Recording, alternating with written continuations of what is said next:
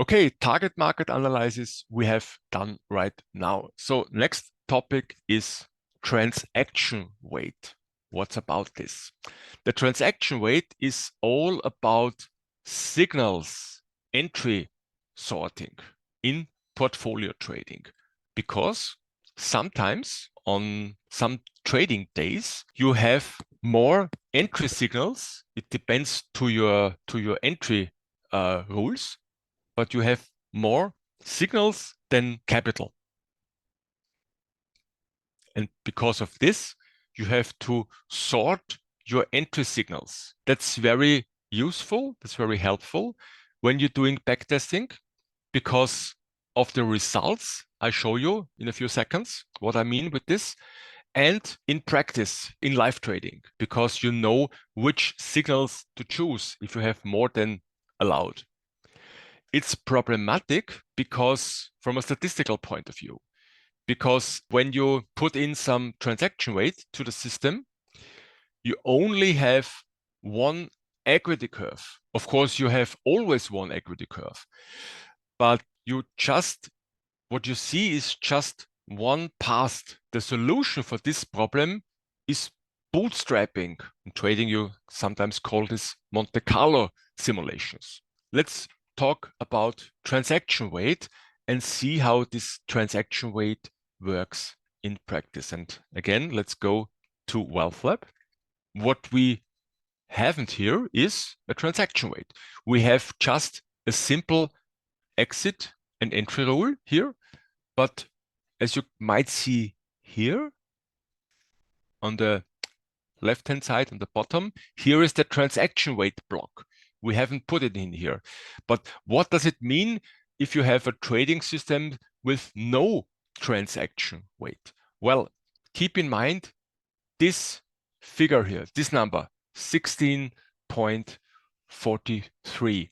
If we are now doing the backtest once again, and we haven't changed anything on the system here, everything was unchanged.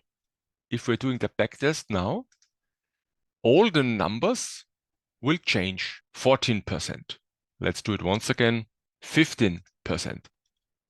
And if I'm doing this 100 times, we have 100 different performance tables here. Why? Because we have no transaction weight, and because we have a position sizing that says we can do 10 trades parallel. We can trade 10 stocks at the same time. Of course, only if we have enough signals. Here is the tab signals. Today, and this is accurate. This is signal date, you can see August the 9th. These are two signals, two entries for today. So today we have only two signals, and the two signals based on these rules here. But maybe on some days you have here 20 signals or 30 signals, I don't know. Maybe, in fact, up to 100, because we have 100 symbols in the S&P 100. And if this happens, if you have here a lot of entry signals, which one to choose? Because you are only allowed to trade a maximum of 10.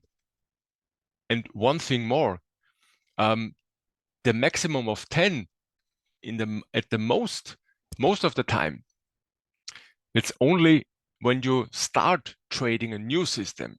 If you're trading your system for many weeks, months, or years, most of the time you have open positions.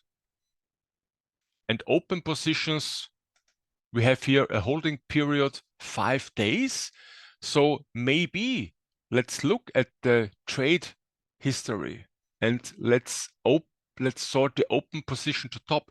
What you can see here are the open positions. And if you're doing this strategy for a couple of months, for example, all these trades are in fact in your trading account. You would have done all these trades. So that means there are 10. The strategy right now is fully invested. And as you can see in this column, bars held, we have only a simple time exit with 5 days. So all the trades will exit with 5 days. It's a good example for the need of the position priority, because we have 10 open positions. We have a holding period of 5 days. As you can see here, all the closed positions have here 5, yeah, and so on. There's no 6 and there's nothing else. Only the open positions have less than 5. But we have this trade, Apple, and here we will do an exit today, because we have here 4. And if the new day, so today, the trading starts, we have also at Apple here 5, and so we have an exit at Apple. That means one slot becomes available. You can make one new trade today, but you have 2 signals. Which one? You can trade both with this entry rule. So what you need is a transaction weight to sort the signals. This we are doing right now. We put here in a transaction weight. The default value is RSI indicator. What you're doing now is we say, okay, we're doing the entry when the price goes down for 3 consecutive days, and then please, WealthLab, sort my signals via RSI indicator with the lowest values. And let's put here some short look back period of 5 days, because we have here only short-term trading. And let's do the backtest once again. What will happen now? Of course, all the metrics here will change once again, because you put in some new parameter, a new indicator. Yeah. Let's see. Ready? Okay. So we have here now this performance, 15.8%. But because of the reason we now have a transaction weight, and this transaction weight works, of course, for the whole history of 20 years, the results didn't change anymore. If you do a backtest once again, all the metrics stay unchanged. Yeah?